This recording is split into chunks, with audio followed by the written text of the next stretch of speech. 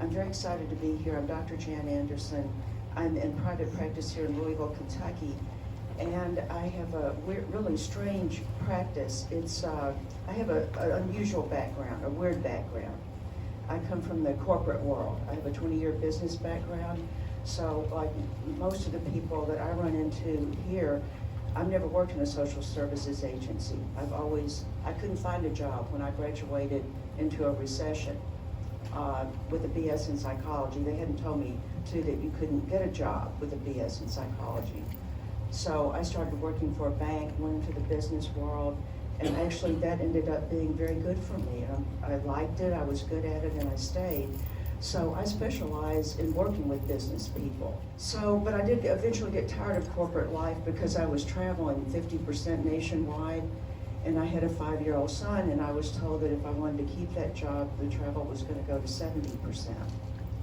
And I decided, no, I think I'll just jump off a freaking cliff. So I did. I left, and I started a yoga and meditation studio. And I ran that for about 10 years as I was getting my license and working on my doctorate. So that's, do you see what I mean? It's a very strange kind of mashup of corporate business world and mindfulness. But I found that it's just, I love it. I like working with executives and professionals. And then I had the good fortune 4 or 5 years ago to start writing a column in this magazine. The publisher of the magazine is walking in as we speak, Gail Dunn. So I'm giving him a lot of credit because I became the mental health wellness columnist in this magazine. It just goes to physicians and their staff. So it helped me start to build a practice with the medical community. So I work with a lot of medical healthcare executives now. So it's just been a very strange, but any of you that are in private practice or really in your career in general, is it not like it works that way? You just, you lose a job or you can't find a job and you just kind of have to do whatever you can, and the next thing you know, it works into something wonderful. So what I'm really excited about sharing with you today, though, is this information because it is my doctoral dissertation, and it's actually an interesting topic. It's how do people recover when you've been hurt or harmed by someone? So is there anybody that can't relate to that? So I feel like I probably have the most interesting doctoral topic that ever existed because I liked doing it and people seem to like hearing about it because it's something we can all relate to. So what I like about this particular approach, though, is it's pretty robust. It's ways that you can get this thing jump-started, but once you get in a recovery process, how do you keep it going? Because it does take stamina to get through this. And how can you avoid the stuff that doesn't work, keep on track with the stuff that does work? You may even be able to look back and find that you grew in some way, that you've actually been enhanced in some way with better coping skills for the future. The theme, though, of our conference is recovery. My spin on it is I'm thinking of recovery in terms of resilience. So what do we mean by recovery? I like to approach it more from here's what we don't mean.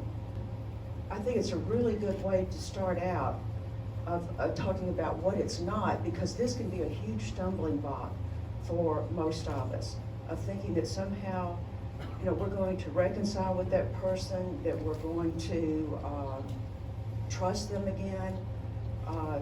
None of that is necessary. So when I say someone is recovered, it does not mean those things. This is what I do mean, that you're not just making this up or blowing it out of proportion. Any reasonable person would agree with you that you have been hurt or harmed in some way. So that's number one. Number two is you have a right to all the feelings that would come with being hurt or harmed. But you have chosen or somehow found a way to let go of those bad feelings. So that's what I mean by recovery. Yes, you've been hurt or harmed. Yes, there's the effect that it's had. And in spite of that, you have somehow found a way to move past that.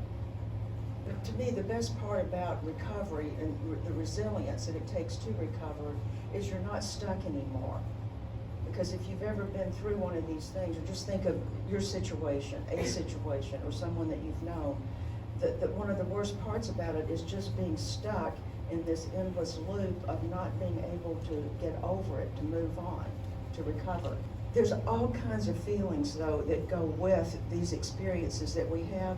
So the good news is this is the kind of stuff that tends to decrease. And usually, if you think about it, that's why people are seeking out some kind of help anyway, is we so want to get rid of this stuff.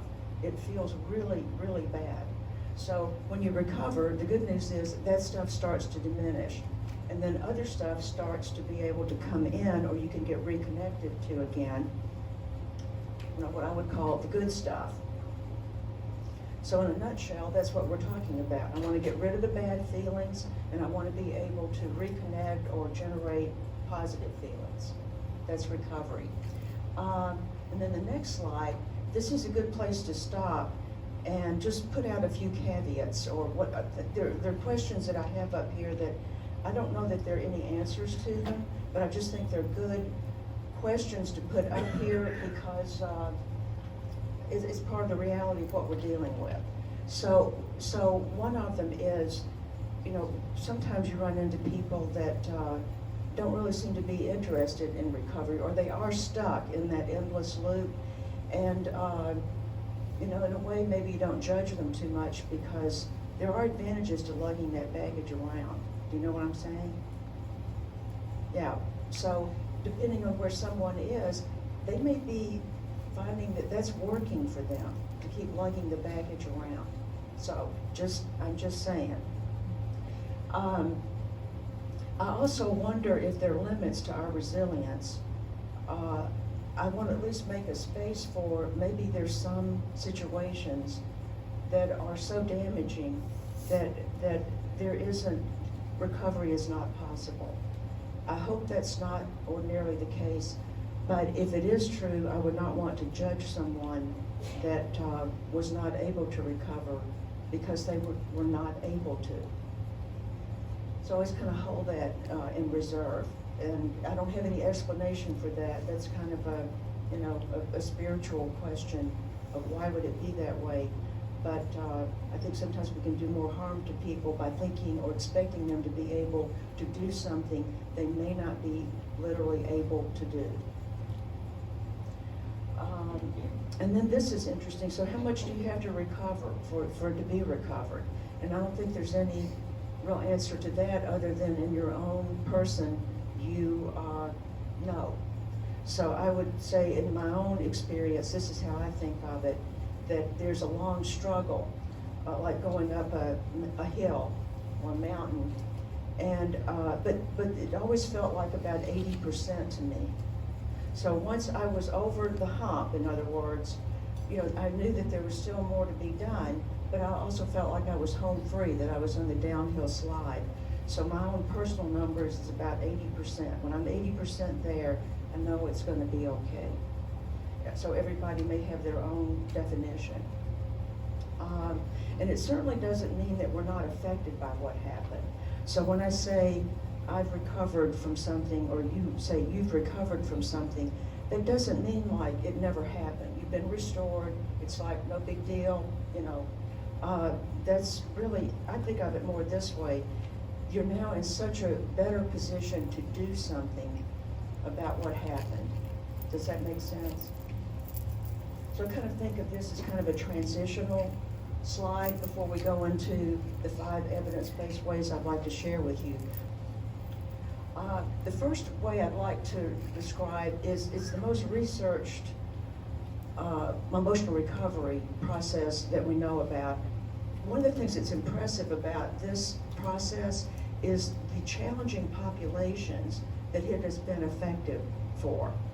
For example, children, parentally love-deprived adolescents, addicts, victims of sexual abuse, partners that were hurt by the abortion decision of their partner. Populations, in other words, that this wouldn't be easy to recover from. And yet this process has been found effective with challenging populations. So it works in 4 different phases. So you kind of move pretty much from one to the other. I don't have them numbered 1 to 4, but it pretty much works that way. So in the uncovering phase, what I think about for the uncovering part is, you know, for a lot of people, whatever's happened that you're trying to recover from, you may not even be in touch with it. You may not have processed it. You know, so I think of the uncovering phase, usually it's the bad feelings that are driving you to seek out some kind of relief from the suffering. So something drives you to start going back and examining or looking at or uncovering. And it's just things like starting to assess the kinds of emotions that you feel and to the extent to which you're feeling them. And oftentimes it's anger, hurt, shame. To what degree are you having those feelings? Maybe you weren't even in touch with them. To what degree are they affecting you now? To what degree are you holding on to them? And it may be limiting you in your ability to recover. You become aware of that. The decision phase is if you start to uncover and look at this, basically the question is, so how's that working for you? And you're realizing it ain't working so good, so I think I'm going to have to find something another way. I'm going to have to handle this somehow differently.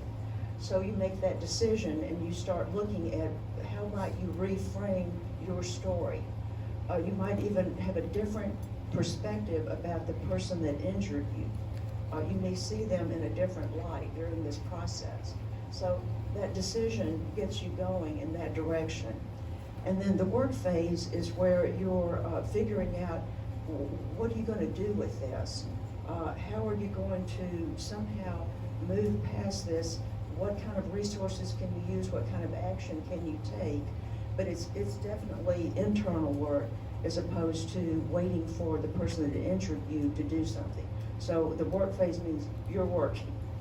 And then finally, the deepening phase, I kind of alluded to earlier. If you go and find this phase useful, again, you'll be looking back and actually seeing how you may have grown or somehow developed coping skills. Not that you'd ever want it to happen again, but you did grow in some way or develop some coping skills that are refined for the future, because life is going to go on and bad things will continue to happen to some degree if history has anything to tell us. So that's the recovery model. The second evidence-based way I'd like to share with you is one that's called emotion-focused therapy. Yeah, okay. So what I like so much about this particular approach is, obviously it's into feelings, but they do such a great job of helping you get in touch with your feelings, and especially norming how adaptive anger can be. So this is where some of the research, I was relieved actually to find that, did you know that revenge fantasies can actually be a helpful part of your recovery?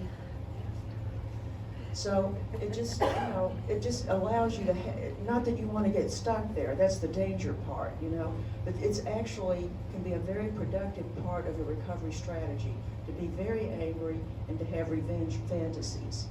And it's, as you can see, it's somehow tied to, this wasn't right. Of course I'm upset about it, and of course, I have feelings about it. Not as well as grieving what was lost.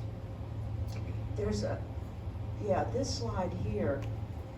So this to me is the most powerful thing about this approach is one of the assignments is to write a letter to the person that injured you. And you're basically holding them accountable for what they did, the effect that it has had on you, the harm or hurt that it's caused. But here's the interesting part. Your next assignment is to respond to that letter from the perspective of the injurer. And you are supposed to completely reject what was said in the letter. So variations of that might be, maybe there is no response letter. There's just silence. You don't get anything. Or the person denies that they did it. In the letter, you're taking a perspective, however you think it might really go, not how you wish it would go, but how you think it might go. Or maybe they just say, you misunderstood this, or that was a long time ago, or you just, you're too sensitive, you blew it out of proportion, et cetera, et cetera. But your assignment is to reject everything that you just said from your heart in that first letter. If you are waiting for the rest of your life, it's like I'm thinking one client I had said, I realized one day that the phone call was not going to come. And, we knew exactly what we were talking, the phone call was not going to come. So if you're basically putting your life on hold or getting stuck in your endless loop of ruminating and bad feelings, waiting for that person to change or apologize, you might be waiting a long time. So it's the message is, if things are going to change, it's going to have to come from in you. And that is really, really hard. But I just appreciate the work that this particular group of therapists has done, and how to work with emotions like that. There's one more slide that I'd like to share with you. I have a way in which I do this. I actually discovered this when I was getting my certifications in yoga and yoga therapy, and I'd like to share it with you. The way in which I was first introduced to this, I was at a workshop called the Inner Quest Intensive, and it was designed to bring up repressed material. So it took me about 3 years to get up the guts to even, I kept getting these, flyers in the mail, and I knew I couldn't go. But after about 3 years, I ended up signing up for it. This is one of the exercises that I discovered, and I think it fits in this genre of emotion-focused therapy. So it was a triad. So one person, like for example, I'm going to just look at this gentleman here for a moment. That if you and I were partners and you were our observer, it's like you would hold the energy for, we called it mother-father work at the time. You could do this with anybody, but you just pick whatever parent you had the most problems with, and he would hold the energy, the space for that person. He would not say anything. He would have eye contact, not say anything. It's amazing how quickly when you start saying these things, that person becomes who it was you're really talking to. So, and then there's an observer, and then we switch roles, and we keep doing that. It's one of the most intense experiences I have ever had, and it's definitely one of the most healing. But you start out with, the way I put it is, just start out with whichever emotion you're most in touch with, whichever is most accessible. So if you're more in touch with the anger, fine, go with that. And then you just basically keep saying, I was angry when you, and you just keep until you're finished. And then if you're ready, go on to the other emotion, I was hurt when you. And then there's this really interesting shift. When you go into, I regret that, there's this palpable shift in tone. You're just moving into different territory then. And you start recounting whatever it is that you regret. You go through that for whatever period of time that takes. Oh, I do want to pause for a second. I also think of this is not like an assignment. I almost think of this as more of a diagnostic. In other words, I don't care where you are on this, we just want to know where you are. So if you're not certainly down to forgiveness, it's not like this is an assignment and you failed if you didn't get through it. It just gives us a read on where you at. Maybe all you're in touch with is the hurt, and that's it. You're not even in touch with the anger yet. Okay, fine, that lets us know where we need to be working. But but eventually you might end up moving through all of these, and the bottom line is, I'll jump to the forgiveness part, you don't ever have to forgive someone to recover. And that was one of the most surprising things I learned in my research. But I've actually found it's helpful. It keeps people from having a stumbling block of thinking they have to forgive, and then you never get any progress. You never get anywhere. Do you know what I mean? You're just stuck. It's like most people, when they recover, forgiveness is not even on their mind. Back to the process model of recovery I started with, no mention is made of forgiveness. And technically, my dissertation was on forgiveness therapy. I never used that word. I don't even want to bring the word up until about now in the presentation, because there's so many connotations and stumbling blocks. So bottom line, you can fully recover without forgiving. However, if you are able to forgive, there will be additional mental and physical health benefits that will accrue. So if it's possible, great. But don't try to start with forgiveness would be my concern. And don't worry if you never get to that. Here was the interesting thing though, in my own going through this, when I got to the forgiveness part, I actually did this one on my father. And when I got to the forgiveness part, I said, I forgive you. I was surprised. I didn't know I'd forgiven him. So it was really interesting. In fact, I actually think it probably happened in that experience. You know, by the time I got through all this other stuff, and I got to like, I have forgiven him, which was interesting. So, and then I added this other one myself later. I just threw this in and started using it with my clients that I forgive myself for. So I now routinely include that because oftentimes people will say, that's even harder. That's the hardest part, to forgive myself. It's really interesting. So that's emotion-focused therapy. And then we jump to the whole other end of the spectrum, which is journal writing. The research that's been done on journaling therapy, it is also very robust. It has worked really well with people that have been through the Holocaust, the San Francisco earthquake. So it's a great way to discharge that emotion and get it processed, but you don't have to make yourself, I guess I'd put it, too vulnerable. So you just start writing, and you do not want to be attentive at all to your grammar. Just remind yourself, nobody's going to see this. So you don't have to make it exciting or interesting or something that somebody, or edit it out. You know, it's like, you just want to start writing. And it literally is anything. So we don't care about editing, grammar. You just want to get it out on paper and destroy it when you're finished with it. Now, I did have one client that locked it up in a cabinet somewhere, and he was so sure that nobody was going to find it. It's okay, you know, if you're comfortable with that, okay. But the idea is that no one will be able to see it. You're not writing it for anybody. And can you see how that kind of helps get you disinhibited? You can just start getting this stuff out.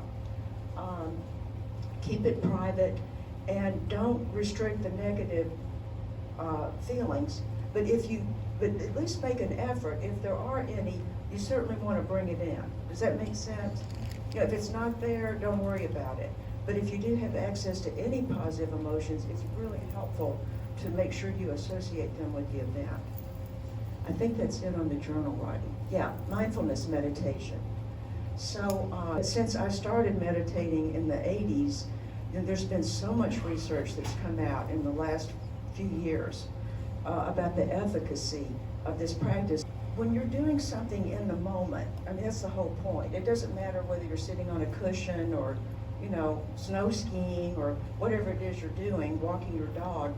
If you're in the moment, in the flow with that, the great thing about it is you are in the moment.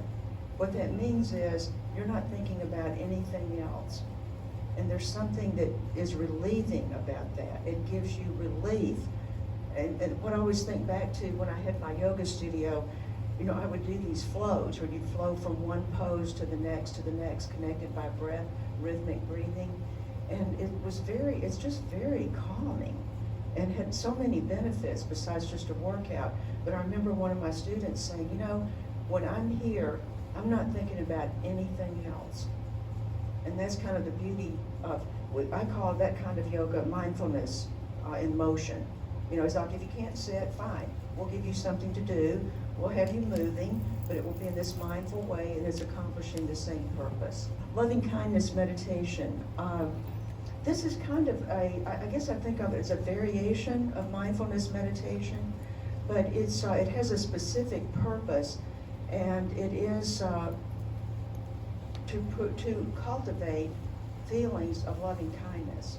You know, there's 4 phrases, and there's all kinds of variations of them, but they basically go like this. May I be filled with loving kindness. May I be peaceful and at ease.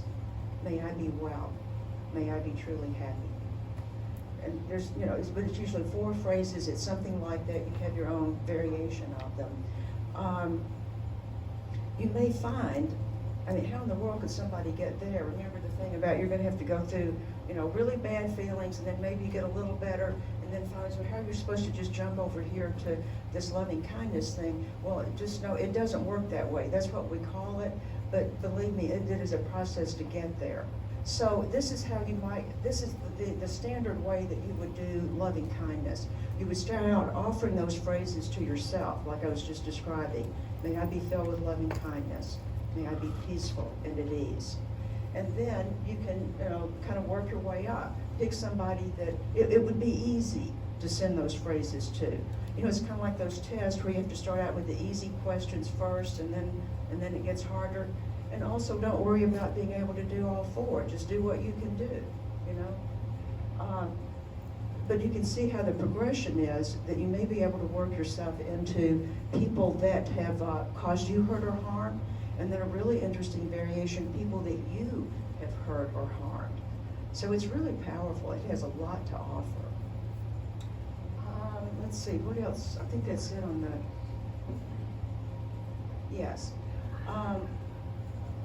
So I'll go ahead and, this is my last slide, and then if there's questions or comments, I'd love to hear them. So this is what we know. This is kind of a summary of anything else that I've discovered in this this thesis that I did. That hopefully more than anything, what comes across to you today is there are many, many ways to do this. And I just studied 5, I mean, you might find 15 more.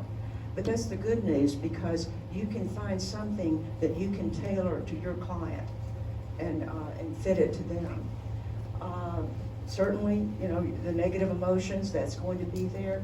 The other thing, I haven't mentioned this yet, but group therapy is helpful, but for this kind of work, individual therapy is even more helpful. And obviously, it will take time. I think the 12 weeks, it's like if you don't do 12 weeks work on this, don't expect a whole lot. And to me, like 12 weeks, how about 12 years? It's like, it just takes as long as it takes. I think the last slide is, if you want to get in touch with me, this is how to send me any fan mail. Thank you so much for coming. I really enjoyed being with you today.